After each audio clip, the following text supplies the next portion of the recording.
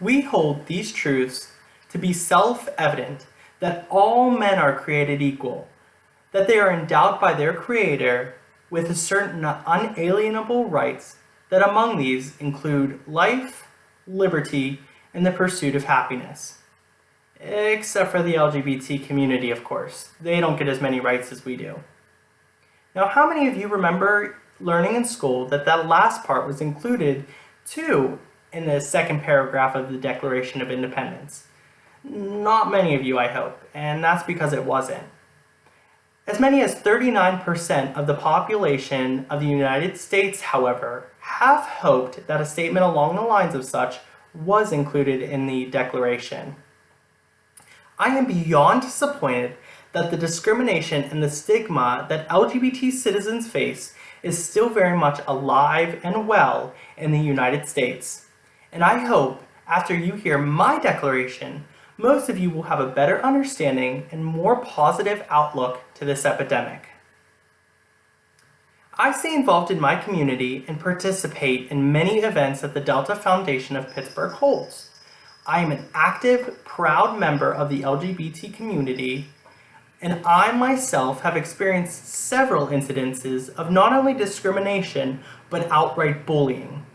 Since such events have happened to me, I chose to not be considered a victim, but an activist rather in my community. One activity I am involved in is the Stonewall Sports League of Pittsburgh. In such a league, we encourage not only physical activity, but inclusiveness of the LGBT community and its allies. One day, before a kickball practice was about to start, an adult softball league showed up to our rented field.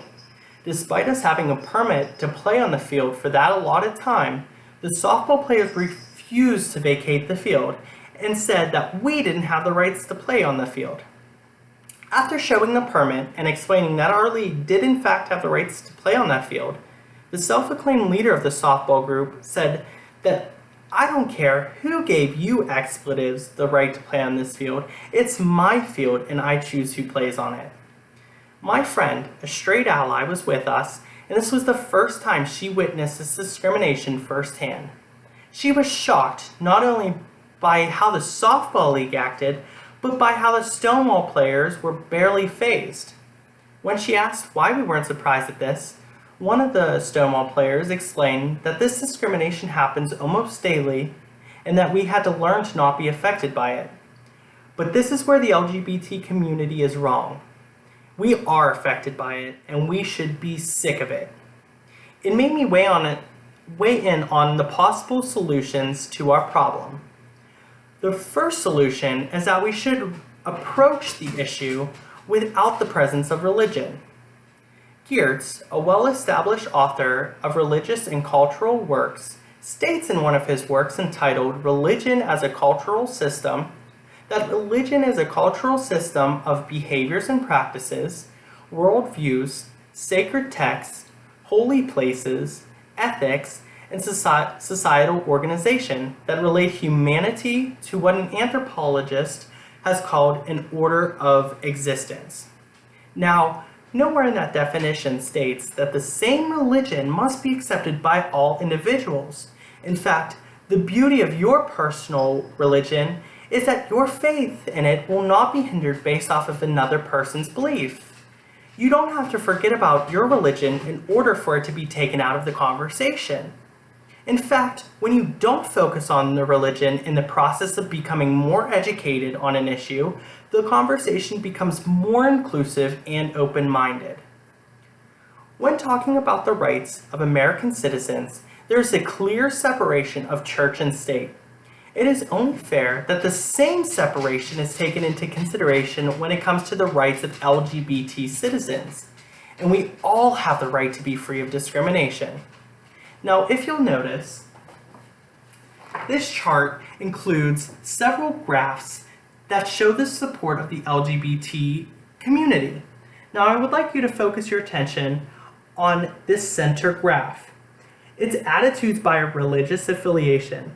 Now, the numbers were started to be collected in 2001 and it goes all the way up to 2015. Those who are unaffiliated with any sort of religion began with the support of 61% of acceptance, and they are now up to about 82% of acceptance. Whereas white evangelical Protestants only began their acceptance rate at 13% and are now up to only 24%, which means less than a quarter of them accept LGBT rights and they do not believe in it.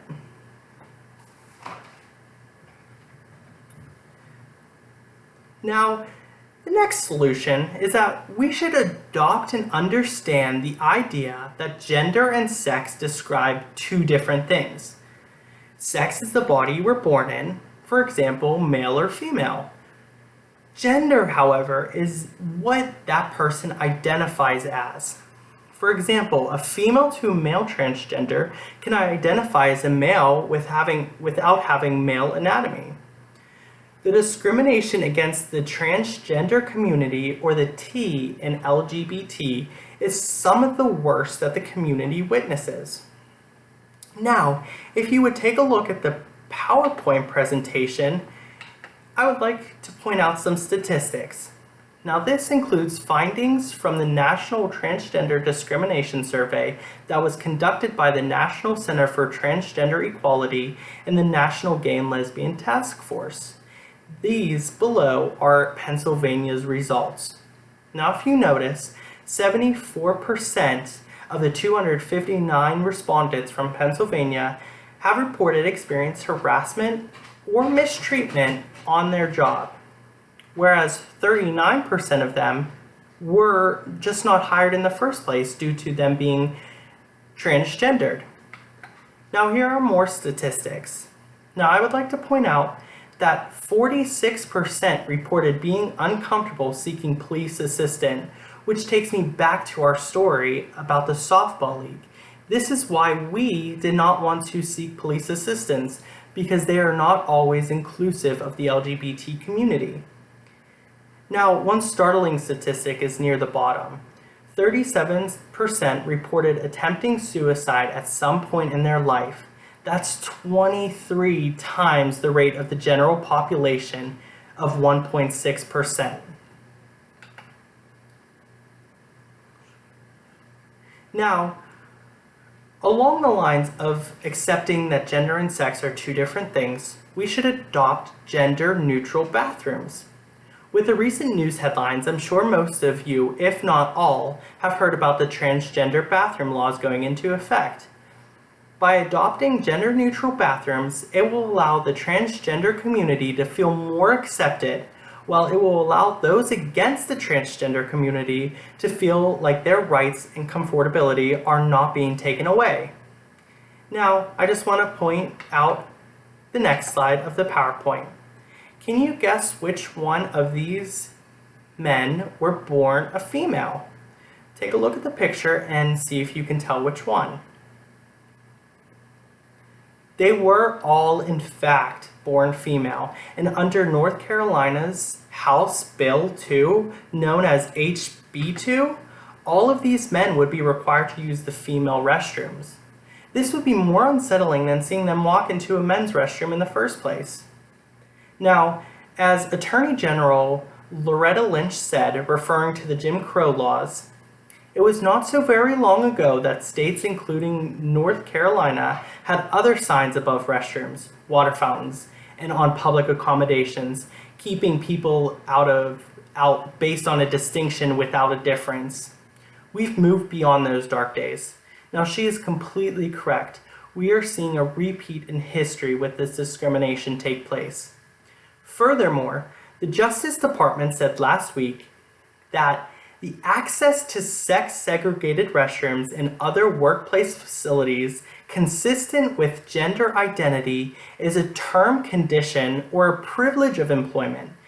Denying such access to transgender individuals whose gender identity is different from their gender assigned at birth, while affording it to similarly situated non-transgendered employees, violates Title VII, which is a section of the Civil Rights Act prohibiting discrimination against workers on the basis of sex, race, color, national origin, and religion. Now the final solution, and probably the most easy, is that you would want to approach the situation with an open mind and willingness to become educated and talk to others about the discrimination towards the LGBT community. Now, not only is this the easiest, but it is probably the most effective. If you are an ally, talk to your loved ones about the issue. Many times, disagreement stems from ignorance on a situation. On the other hand, if you are against the LGBT community or are on the fence with it, become informed. Chances are you know or possibly even love someone who identifies as LGBT. Based on a poll by the Pew Research Center for the People and the Press, released March 2013, found that 14% of Americans say that they have changed their minds about same-sex marriage. Roughly a third of them told pollsters it was because they know someone, a friend or family member or other acquaintance, who in fact is gay. Now, that number may not seem high, but if you think about what 1/3 of 14% of the United States of America is, that's roughly 29.7 million American citizens. That number is extremely high, and it does not include those who were already in favor of LGBT equal rights. And by engaging in this conversation with your peers and loved ones, that number may become even higher. Now, remember to approach the situation with an open mind and allow others to feel welcome without any presence of discrimination. By being more inclusive, our generation can be the ones to end the discrimination against LGBTs and the community. Now, I would like to go back to this chart. If you look at the bottom, it is attitudes by generation.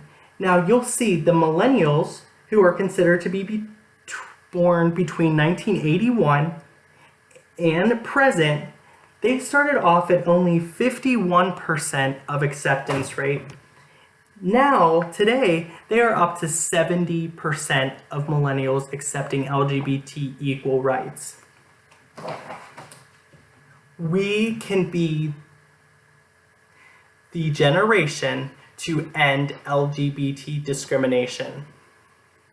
Our current president, Barack Obama, stated every single American, gay, straight, lesbian, bisexual, transgender, every single American deserves to be treated equally in the eyes of the law and in the eyes of our society. It's a pretty simple proposition, he said. So, I leave you with a simple proposition. Live each day with the idea in your head that all men are created equal, regardless of their LGBT status. Won't you become more inclusive to allow your LGBT relatives, friends, and coworkers to feel like they are more a part of our society? Thank you.